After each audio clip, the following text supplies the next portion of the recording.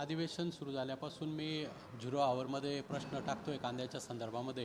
कारण आज दिल्लीमध्ये जो कांदा ग्राहकांना वाटला जातोय किंवा भाव स्थिरीकरण योजनेअंतर्गत वाटला जातोय, तर त्या ठिकाणी अतिशय निकृष्ट दर्जाचा 35 रुपये किलोनी तो कांदा विकला जातोय। आणि त्यामुळे साहजिकच मनामध्ये की मागे जो रब्बी कांदा उन्हाळ कांदा निघाला होता त्यावेळेस केंद्राने नाफेड असेल NCCF असेल यांना या नोडल एजन्सींना कांदा खरेदी करण्याचे अधिकार दिलेले होते।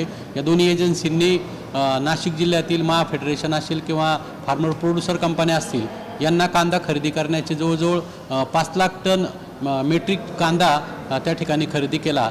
परंतु आज जर या ठिकाणी बघितलं दिल्लीमध्ये किंवा इतरही शहरांच्या बातम्यामध्ये जर बघितलं तर त्या ठिकाणी तो रब्बीचा जो उन्हाळ कांदा होता तो उन्हाळ कांदा दिसत नाही आहे। आणि त्या ठिकाणी आता सध्या जो खरीपाचा लाल कांदा निघालेला आहे की ज्याची म्हणजे दर्जा कमी आहे, त्याची किंमत कमी आहे आणि तो कांदा एका बाजूला ग्राहकांना विकला जातोय, म्हणजे शेतकरी आणि ग्राहकांची लूट करण्याचं काम ही मंडळी करते। मग जर मागच्या काळामध्ये 5 लाख टन कांदा मेट्रिक कांदा त्या ठिकाणी खरेदी केला होता, तर मग तो कांदा गेला कुठे याची चौकशी संबंधित केंद्रीय यंत्रणांनी केली पाहिजे आणि शेतकऱ्यांना ग्राहकांना न्याय दिला पाहिजे। आणि यासाठी मी सातत्याने 0 आवरमध्ये प्रश्न विचारतोय, परंतु त्या प्रश्नाची दखल काही या ठिकाणी घेतली जात नाही।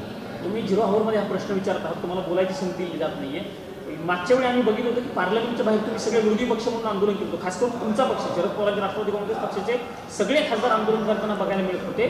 आता तसं आंदोलन बघायला मिळत नाहीये सर। म्हणजे कांद्याच्या बाबतीतलं ही भूमिका नेमकी कशी मांडली? अधिवेशन चालू झालेले प्रश्न मांडण्याचा आम्ही प्रयत्न करतोय। त्यावेळेस देखील निर्यात शुल्क 40% केलं होतं, त्याच्या विरोधामध्ये आम्ही संसदेच्या पायऱ्यावरती आंदोलन केलं होतं। आणि आताही जर सरकार याची दखल घेणार नसेल तर आम्ही सगळेजण एकत्रित येऊन महाराष्ट्रातील महाविकास आघाडीचे सगळे लोकसभा सदस्य एकत्र येऊन याच्या विरोधात नक्कीच आम्ही आवाज उठवू।